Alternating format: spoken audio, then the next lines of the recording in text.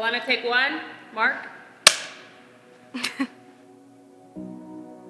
I wasn't gonna do Vision Builders at all. I felt fine with that because I was still tithing and I didn't have any wiggle room with being in school, having to pay rent.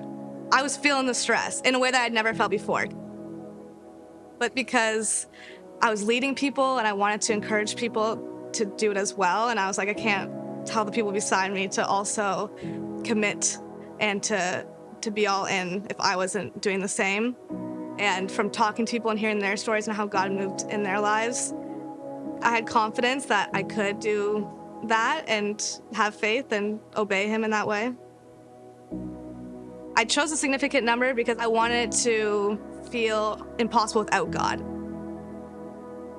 I was scared and I felt really shaken up, but I also felt a peace about it. Like I knew that this was what God wanted me to do and I knew he was providing. And the thing with Vision Builders is that it's a future commitment.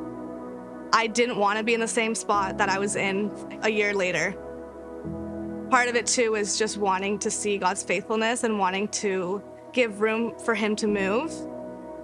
I wanted to know that the only way I could do this is if God provided and was miraculous.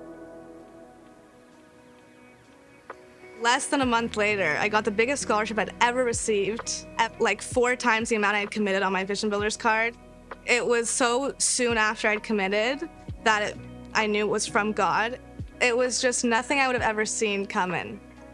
From that moment on, I really did feel God's provision in so many ways.